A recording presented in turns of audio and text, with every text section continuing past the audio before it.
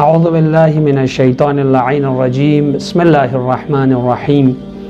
الحمد للہ رب العالمین الصلاة والسلام علی نبینا محمد و اہل بیتہ الطیبین الطاہرین اما بعد قال الحکیم بسم اللہ الرحمن الرحیم یا ایہا الذین آمنوا اصبروا وصابروا ورابطوا واتقوا اللہ لعلکم تفلحون۔ ناظرین گرامی السلام علیکم ورحمۃ اللہ وبرکاتہ۔ امید کرتا ہوں انشاءاللہ اللہ تعالی ہم اور آپ کے ساری عبادتیں اور طاعتوں کو اپنی بارگاہ میں بحسن وجہ قبول کریں۔ جس طرح آپ لوگوں کو بخوبی معلوم ہے کہ ہمارا موضوع ہے عصر غیبت میں منتظرین حقیقی کی کچھ خصوصیات۔ اس آیہ شریفہ کے جو پہلے جملہ ہے، جو پہلا سنٹنس ہے، اس کے بارے میں کچھ عرائض آپ کی خدمت میں عرض کر چکا ہوں۔ یعنی حقیقت میں اس آیہ شریفہ میں 4 نکات کی طرف اشارہ کیا ہے۔ پہلا،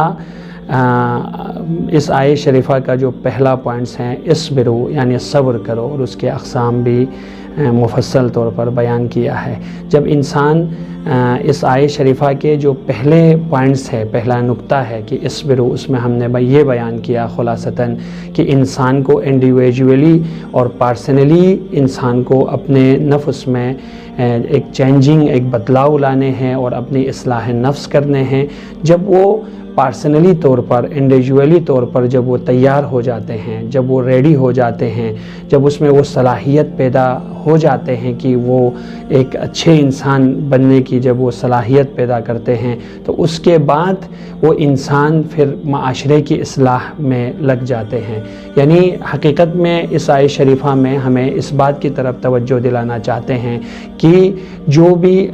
انسان اپنے آپ کو اصلاح کرنے کے بعد یہ کبھی نہ سوچے اب اس کی رسپانسبلٹی ختم ہو گئی ہے، اب اس کی ذمہ داری کہ میں نے اپنے آپ کو سدھار لیا اور اپنے نفس میں اصلاح پیدا کیا اور چینجنگ لائی اور میں ایک اچھے اور نیک انسان بن گیا ہوں، اب میری کوئی ذمہ داری نہیں ہے۔ نہیں، اس کے بعد فوراً کہتا ہے وَصَابِرُوا۔ وَصَابِرُوا کا معنی اور مراد تفسیر میں جس طرح بیان ہوا ہے، اس صابرو سے مراد ہے استقامت کرنا، مبارزہ کرنا اور معاشرے کے لیول پر اسٹرگل کرنا۔ تو ہمارے لیے اس آیہ شریفہ میں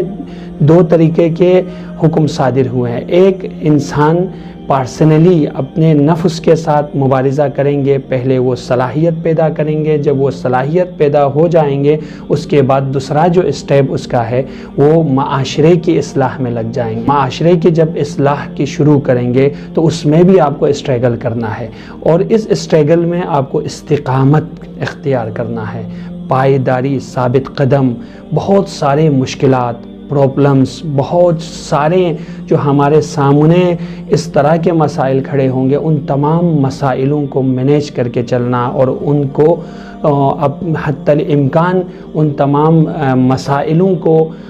مینیج کرنا اور ان کی کریکشن کرنا اور اس کو اصلاح کر کے معاشرے میں بھی اصلاح پیدا کرنے کی کوشش کرنا، معاشرے کی فلاح و بہبودی کے لیے کام کرنا۔ تو منتظران حضرت مہدی کی ایک خاصیت یہی ہے کہ وہ اپنے نفس کو سدھار لینے کے بعد، اپنے نفس کی اصلاح کے بعد وہ کہیں جگہ بھیٹ نہیں سکتا، بلکہ اسے اپنے امام کے لیے ایک پلیٹ فارم تیار کرنا ہے، ایک زمینہ فراہم کرنا ہے، ایک پیش خیمہ تیار کرنا ہے، تاکہ اس کے ساتھ دوسرے لوگ بھی جڑے اور امام کی کمپینینز کی تعداد بڑھ جائے۔ میرے عزیزوں، میں یہاں ایک ایگزامپل کو یوز کرنا چاہتا ہوں، یہ صرف ایگزامپل ہے سمجھنے کے لیے۔ آج ہم اپنے معاشرے میں دیکھتے ہیں جتنے بھی پولیٹیکلز پارٹیز ہیں، جب وہ کہیں جگہ پر اپنی حکومت کو برقرار کرنا چاہتا ہے، جب وہ کہیں جگہ اپنی گورنمنٹس بنانے چاہتے ہیں، تو اس کے پارٹی کے بہت سارے ممبرانس ہوتے ہیں، ہر لیول کے ممبرانس، اسٹیٹ لیول کے، پھر ڈسٹرکٹ لیول کے، پھر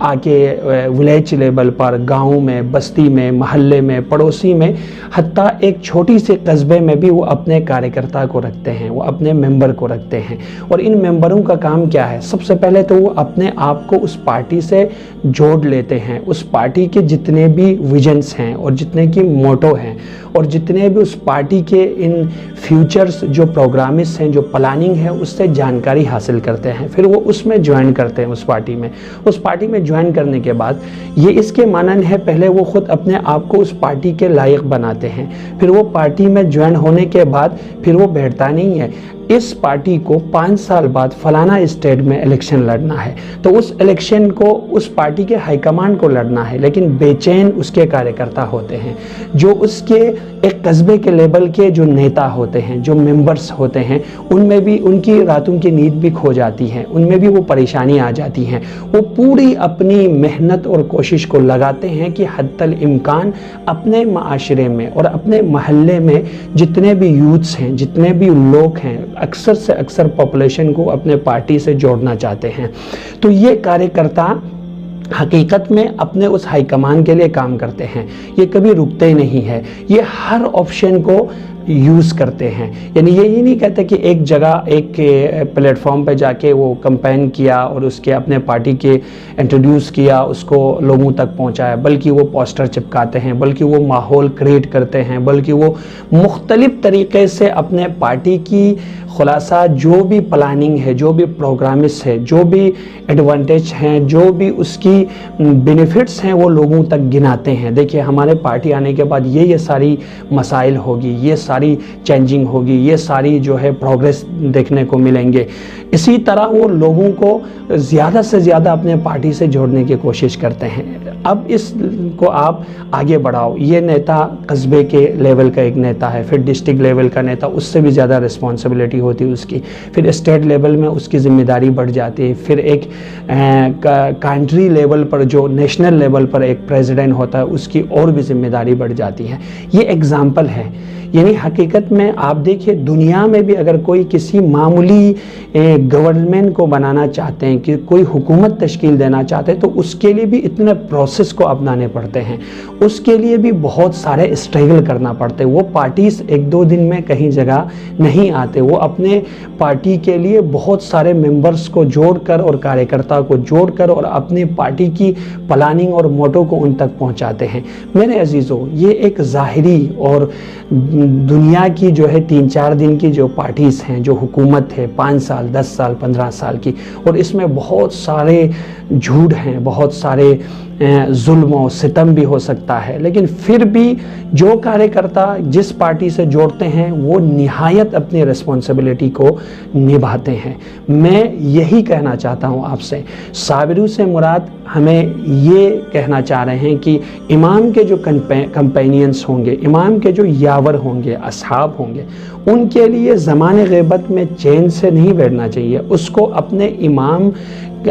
زمانہ علیہ السلام کے آنے کے بعد ایک حکومت جہانی تشکیل ہوگی، وہ حکومت جو بے مثال ہوں گے، وہ حکومت جس کے لیے کوئی آج تک ایسی حکومت تشکیل نہیں ہوئی ہے، ایسی حکومت کہ جو عدل و انصاف سے بھر دیے جائیں گے ظلم و جور سے بھرے ہوئے ماحول کو، اور امام پوری ورلڈ لیول پر حکومت کریں گے۔ تو اس حکومت جہانی، اس گورنمنٹ کو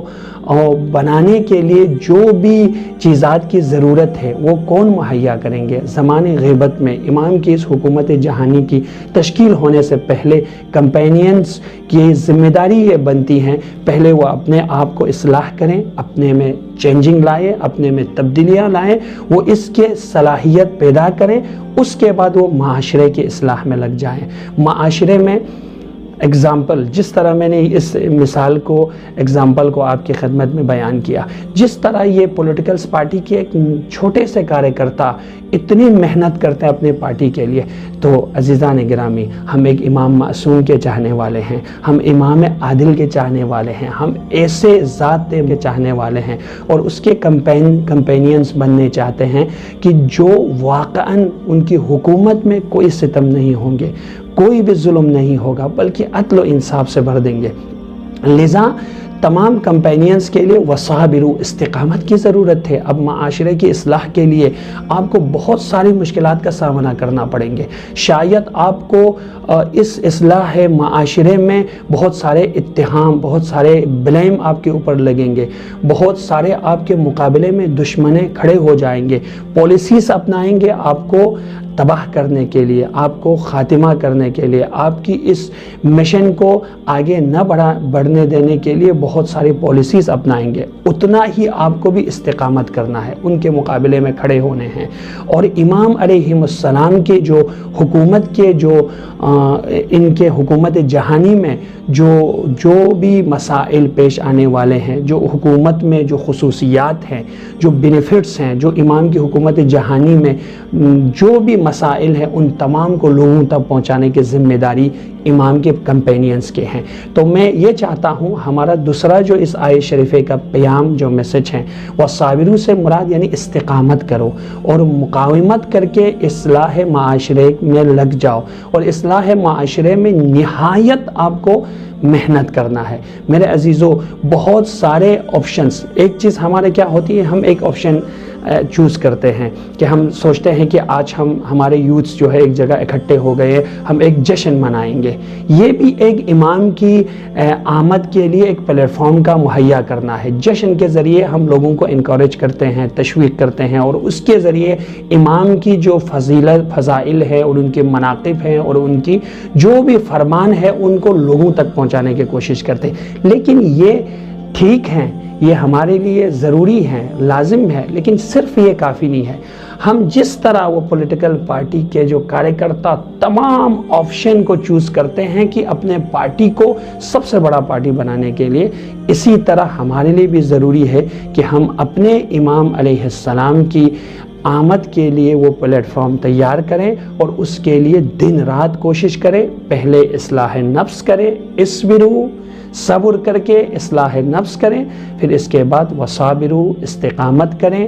اور مبارزہ کریں، اسٹرگل کریں دشمنوں کے ساتھ۔ جتنا دشمن اسٹرونگ ہوگا آپ کے مقابلے میں، جو آپ کی اس مشن کو خراب کرنے والے جتنا اسٹرونگ ہو جائیں گے، اتنا ہی آپ اپنے آپ کو اسٹرونگ کرنا ہے۔ البتہ ان تمام کو ہمارے لیے بصیرت چاہیے، ہمیں ایک پروگرامس کے تحت چلنا چاہیے، ایک پری پلاننگ کے ساتھ، کہ ہمیں ایموشنل ہو کر، جذبات میں آ کر ہر چیز کو انجام نہیں دینا ہے، بلکہ ایک پری پلاننگ کے تحت ہم ان چیزوں کو انجام دے سکتے ہیں۔ تو دوسرا پیام اس آیت شریفہ میں سے یہی ہے کہ وصابرو، بس منتظران حقیقی کی ایک خصوصیات یہ بھی ہے کہ وہ اصلاح معاشرے کے لیے بہت سارے اسٹرگل کرتے ہیں اور ان تمام مشکلات پر صبر کر کے استقامت کرتے ہیں۔ اللہ تعالی ہم سب کو آقا امام زمان علیہ افضل الصلاۃ والسلام کی معرفت حاصل کرنے کی توفیق عنایت کریں، اور اگلے پروگرام تک ہمارے لیے اجازت دیجیے۔ والسلام علیکم ورحمۃ اللہ وبرکاتہ۔